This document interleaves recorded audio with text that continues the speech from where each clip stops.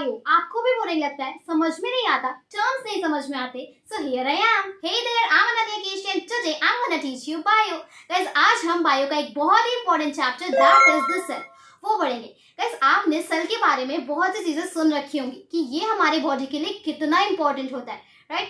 तो सेल को हम बहुत सारी चीजें बोलते हैं, like the fundamental unit of life, building blocks of life, the structural और फंक्शनल यूनिट ऑफ लाइफ. तो ये सब क्यों बोलते हैं हम, ये सभी चीजें हम इस वीडियो में डिस्कस करेंगे. बट उससे पहले मैं आपको कुछ बेसिक थिंग्स बताना चाहती हूँ.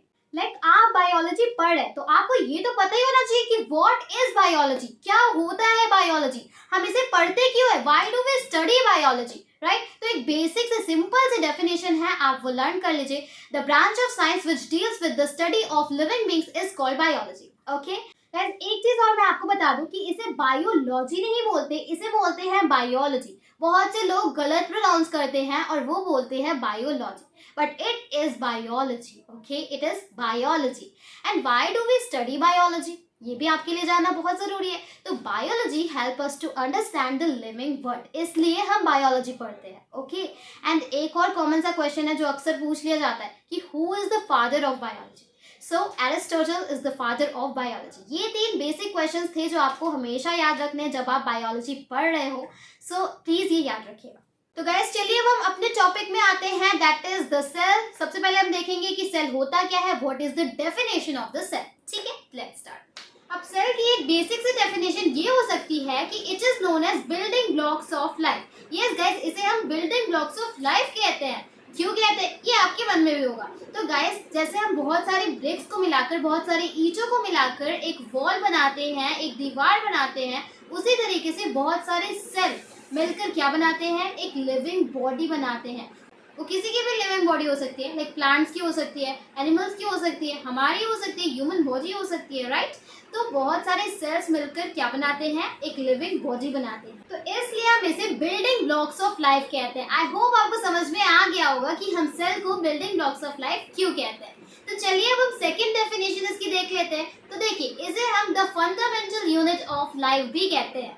तो फंडामेंटल मतलब क्या होता है, बेसिक, राइट? बेस. तो फंडामेंटल यूनिट ऑफ लाइफ मतलब the basic unit of life. Cell को हम the basic unit of life भी कहते हैं क्योंकि ये हमारी बॉडी का बेस होता है, बेसिक यूनिट होती है. लाइफ जो होती है वो सेल से ही बनी होती है. किसी भी लिविंग ऑर्गेनिज्म की लाइफ सेल से ही बनी होती है गाइस. तो हमारी बॉडी का कोई भी ऑर्गन होगा, that is like the skin, the muscle, the brain और इवन द बोन, वो किससे बना होगा, वो सेल से बना होगा. लार्ज नंबर ऑफ सेल से बना होगा guys, because cell is the fundamental unit. वो एक सेल से नहीं, वो hundreds of cell, millions, trillions of cell से बना होगा. एक ऑर्गन बहुत सारे सेल से बनता है गाइस, एंड वो इसलिए क्योंकि it is the fundamental unit, basic unit है ये. सिमिलरली आप प्लांट्स में देख लीजिए, उनके जो पार्ट्स होंगे like the leaf, the root, the flower और इवन द वुड, वो लार्ज नंबर ऑफ सेल से बने होंगे. यस, सो लिविंग ऑर्गेनिज्म जो भी होंगे वो सेल से बनेंगे, उनके ऑर्गन जो होंगे वो भी सेल से बने होंगे. सेल इज द फंडामेंटल और you can say basic unit. Guys, अब हम देखते हैं सेल की एक और definition. So the third definition of cell is that it is the structural और फंक्शनल यूनिट ऑफ लाइफ. अब समझिएगा कि क्यों हम इसे स्ट्रक्चरल और फंक्शनल यूनिट ऑफ लाइफ कहते हैं. तो सबसे पहले मैं आपको समझाती हूँ कि इसे स्ट्रक्चरल यूनिट क्यों कहते हैं. तो देखिए, हमारी बॉडी किससे बनी होती है, बहुत सारे सेल्स को मिलाकर बनी होती है, राइट? तो बहुत सारे सेल्स जब मिलते हैं तो वो हमारी बॉडी को एक स्ट्रक्चर प्रोवाइड करते हैं, एक शेप प्रोवाइड करते हैं. दैट इज व्हाई हम सेल को क्या कहते हैं, स्ट्रक्चरल यूनिट ऑफ लाइफ कहते हैं. ठीक है, वो हमारी बॉडी को क्योंकि स्ट्रक्चर प्रोवाइड करती है, शेप प्रोवाइड करती है, इसलिए हम उसे स्ट्रक्चरल यूनिट कहते हैं. सेल को हम फंक्शनल यूनिट क्यों कहते हैं, अब वो समझिएगा. देखिए गाइस, सेल को हम फंक्शनल यूनिट इसलिए कहते हैं क्योंकि सेल जो होती है वो हमारे बॉडी में वो सारे फंक्शंस परफॉर्म करती है जो हमारे लिए नेसेसरी होता है, हमारे लिए इसेंशियल होता है. लाइक रेस्पिरेशन हो गया, एक्सक्रीशन हो गया एंड न्यूट्रिशन हो गया. तो ये सारे फंक्शन जो होते हैं वो सेल परफॉर्म करती है, इसलिए हम इसे फंक्शनल यूनिट ऑफ लाइफ भी कहते हैं. आई होप कि आपके लिए सेल डेफिनेशन क्लियर हो गया होगा कि सेल क्या होता है. मैंने आपको 3 डेफिनेशन दिए थे. फर्स्ट था कि बिल्डिंग ब्लॉक्स ऑफ लाइफ होता है. ये बिल्डिंग ब्लॉक्स हमने इसलिए कहा था क्योंकि बहुत सारे सेल मिलाकर क्या बनाते हैं, एक लिविंग बॉडी बनाते हैं, इसलिए हमने कहा था इसे बिल्डिंग ब्लॉक्स ऑफ लाइफ.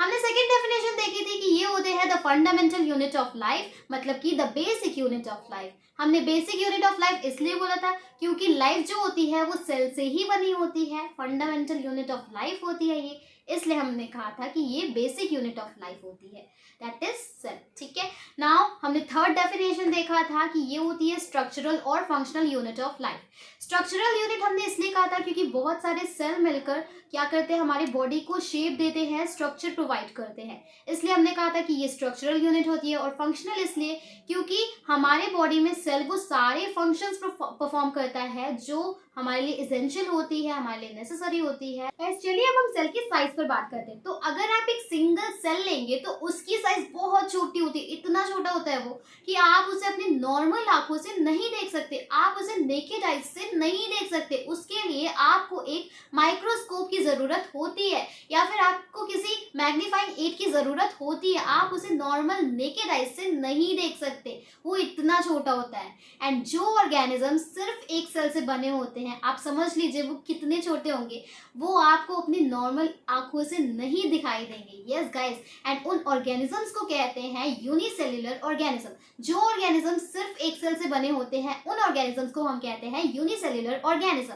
ठीक है, तो सिंगल सेल्ड ऑर्गेनिज्म मतलब कि एक सेल के ऑर्गेनिज्म, उन्हें कहते हैं यूनिसेल्युलर ऑर्गेनिज्म। सिमिलरली जो ऑर्गेनिजम्स बहुत सारे सेल को मिलाकर बने होते हैं उन्हें कहते हैं multicellular organism. Multicellular organisms like हम हो गए ह्यूमन बींग्स, प्लांट्स, एनिमल्स, तो ये ऑर्गेनिजम्स हमें विजिबल होते हैं नेकेड आई से क्योंकि ये बहुत सारे सेल्स को मिलाकर बने होते हैं, millions of cells, trillions of cells से बने होते हैं, इसलिए ये हमें अपने नॉर्मल आंखों से दिखाई देते हैं। बट जो सिंगल सेल्ड ऑर्गेनिजम्स होते हैं, मतलब जो यूनिसेल्युलर ऑर्गेनिजम्स होते हैं, वो हमें अपनी नॉर्मल आंखों से नहीं दिखाई देते हैं। For example like amoeba, bacteria, क्या आप इन्हें अपनी नॉर्मल आंखों से देख पाते हैं? नहीं ना। तो इसलिए हम इन्हें यूनिसेल्युलर कहते हैं क्योंकि हम इन्हें अपने नॉर्मल आंखों से नहीं देख पाते हैं। ठीक है, और लाइक प्लांट्स हो गए, एनिमल्स हो गए, ह्यूमन बींग्स हो गए, तो ये तो हम एक दूसरे को देख सकते हैं, राइट? तो ये विजिबल है एक दूसरे के लिए, तो इसलिए इन्हें हम कहते हैं मल्टीसेल्युलर, और जो नहीं देख सकते हम नेकेड आई से उन्हें कहते हैं यूनिसेल्युलर। सिंपल है। गाइस अब हम पढ़ते हैं सेल डिस्कवरी, मतलब सेल को सबसे पहले डिस्कवर किसने किया था एंड कब किया था। तो गाइस सेल को सबसे पहले डिस्कवर किया था रॉबर्ट हुक ने। यस, रॉबर्ट हुक ने सबसे पहले सेल को डिस्कवर किया था इन 1665। ठीक है, रॉबर्ट हुक ने 1665 में सबसे पहले सेल को डिस्कवर किया था। बट उन्होंने जो सेल डिस्कवर किया था वो लिविंग नहीं थे, वो डेड सेल्स थे। ठीक है, अब बात आती है कि उन्होंने सेल को डिस्कवर कैसे किया था। तो देखिए, उन्होंने under microscope cork like slices में एग्जामिन किया था बॉक्स लाइक कंपार्टमेंट्स का। ठीक है, कॉर्क क्या होता है? Bark of the tree. ठीक है, तो बार्क ऑफ द ट्री में उन्होंने क्या एग्जामिन किया था? बॉक्स लाइक कंपार्टमेंट्स को एग्जामिन किया था गाइस। ठीक है, और फिर बाद में उन्होंने उस कंपार्टमेंट को नाम दिया था स्मॉल रूम का, सेल का। ठीक है, क्योंकि सेल का मतलब ही होता था लैटिन में स्मॉल रूम, तो इसलिए उन कंपार्टमेंट्स को उन्होंने नाम दिया था सेल का। एंड याद रखिएगा, वो जो सेल थे वो डेड सेल्स थे। तो रॉबर्ट हुक ने जो सेल डिस्कवर किया था वो थे डेड सेल्स। यस गाइस, फिर ल्यूवेन हुक ने डिस्कवर किया लिविंग सेल्स को, वो भी पॉन्ड वाटर में। कब किया था? 1674 में। यस गाइस, तालाब के पानी में ल्यूवेन हुक ने लिविंग सेल को डिस्कवर किया था, वो भी 1674 में। ठीक है, तो रॉबर्ट ब्राउन ने 1831 में डिस्कवर किया था न्यूक्लियस को। न्यूक्लियस क्या है? Nucleus is a part of a cell. अभी के इस स्टेज में आप बस ये समझिए कि न्यूक्लियस सेल का एक पार्ट है, आगे हम इसे और डिटेल में पढ़ेंगे, बट अभी के लिए बस आप इतना याद रखिए कि रॉबर्ट ब्राउन ने 1831 में न्यूक्लियस को डिस्कवर किया था। ठीक है, अब एक और डिस्कवरर है पुरकिनजी, इन्होंने प्रोटोप्लाज्म को डिस्कवर किया था। अब ये प्रोटोप्लाज्म क्या होता है आगे आप इसके बारे में और डिटेल से समझेंगे, अभी के स्टेज में आप बस ये समझिए कि प्रोटोप्लाज्म को डिस्कवर किया था पुरकिनजी। ओके गाइस, चलिए हम पढ़ते हैं सेल थ्योरी के बारे में। तो cell theory is presented by two biologist. कौन थे वो लोग? Schleiden and Schwann. तो स्लीडन एंड स्क्वान ने एक आइडिया दिया था कि all the plants and animals are composed of cells. जितने भी प्लांट्स एंड एनिमल्स होंगे वो सेल से बने होंगे। यस गाइस, छोटा से छोटा प्लांट या एनिमल होगा लाइक अर्थवॉर्म, उससे भी छोटा अगर कोई एनिमल होगा तो वो भी सेल से बना होगा। ठीक है, या फिर बड़ा से बड़ा कोई भी एनिमल होगा, व्हेल हो गया, शार्क हो गया, तो जितने भी छोटे बड़े एनिमल जो भी होंगे सब किससे बने होंगे? सेल से बने होंगे। A large number of cell से बने होंगे। ठीक है। जो जितना बड़ा एनिमल होगा वो उतने ज़्यादा सेल से बना होगा, जो जितना छोटा एनिमल होगा वो उतने कम सेल से बना होगा। एक और आइडिया इन्होंने दिया था कि the basic unit of life is cell. जैसा कि मैंने आपको बताया था कि the fundamental unit of life is cell, तो ये स्लीडन एंड स्कॉन ने ही कहा था कि the basic unit of life is cell. जो सेल होती है उसी से लाइफ बनी होती है, that's why it is called as basic unit. Cell को बेसिक यूनिट ही कहते हैं। ठीक है, ओके, ये क्लियर है। तो इसी चीज को और एक्सपांड किया था वर्काउ ने 1855 में। इन्होंने कहा था कि cells arise from pre existing cell, मतलब जो सेल बनते हैं, न्यू सेल बनते हैं, वो पुराने सेल से ही बनते हैं। लाइक आप एक प्लांट ले लीजिए और आपको एक न्यू प्लांट ग्रो करना है, तो उस प्लांट का आप सीड लेंगे और फिर उसे मिट्टी में लगा देंगे। ठीक है, ऐसे आपका एक न्यू प्लांट ग्रो करेगा ना, जहाँ पे आपने सीड लगाया होगा वहां पे आपका एक न्यू प्लांट ग्रो करेगा।